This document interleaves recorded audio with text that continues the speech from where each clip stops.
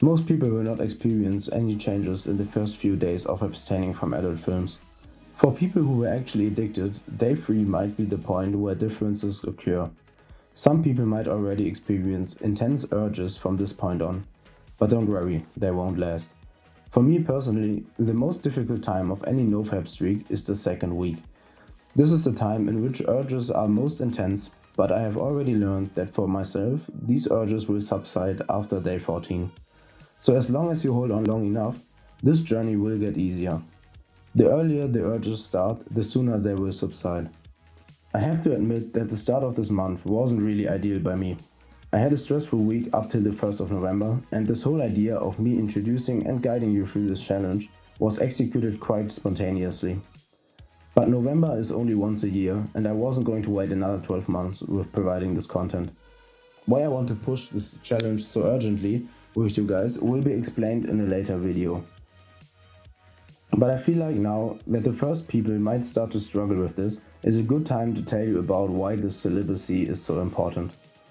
I just want to preface this by saying that despite more males struggling with this problem and some benefits seeming to be exclusive to them, I believe that all the non-biological benefits are just as valuable for women as well. You will hear me go on about cheap dopamine in most of my videos, so I will just keep it short here. There are two parts to this problem.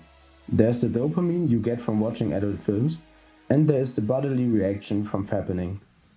The combination of the two results in the highly addictive nature of this activity. Especially the bodily reaction with the visual stimulation will trick your body into thinking you actually reproduced and will set your brain in a state of achievement. This will drain your motivation big time, and the more you have this become a habit, the more your reward system will be compromised. I have made the experience that after the urges have mostly subsided, I will have a way clearer way of experiencing the world and close to unlimited motivation to do healthy dopamine tasks, for example sports, creative work, housework and so on. The brain fog, which I have in undisciplined times, will go away and I feel like an active part in my life again. There are actually some studies which are dedicated to the effect of nofap, and even though I don't know how sufficient the evidence is, a lot of people and some studies could find that abstaining from frequent nutting will increase your testosterone, which might be part of the explanation to the subjective effects of nofap. I already mentioned the addictive nature of this activity, and for people who actually suffer from this addiction, abstinence is the only way out. Some people might not even know how addicted they might already be, so putting it to the test might give you this insight.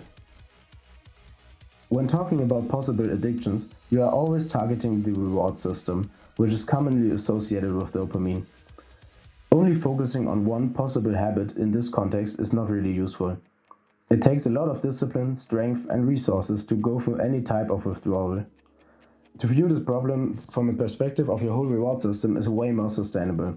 You don't want to get rid of your addiction. You want to repair your whole dopamine system so that you can replace these maladaptive habits with healthy ones and thus gain the strength to abstain from any possible addiction.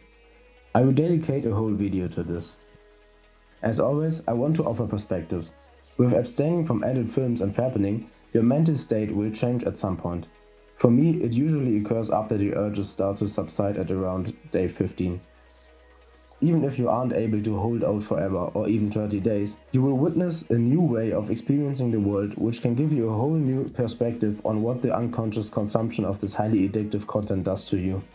For now, I just want you to hold on as long as possible. Abstaining for 30 days first try is extremely difficult, and I have failed many times before finally hitting my first 30-day streak. Failing is a normal part of any development, and thus relapse is considered to be part of the way out of any addiction. If you are just starting to think about quitting, you might not know how hard these urges can become. But with every try you will become more familiar with these and will eventually be able to hold on long enough. It will get easier, so stay strong. And if you should relapse, do not give up. Just try again.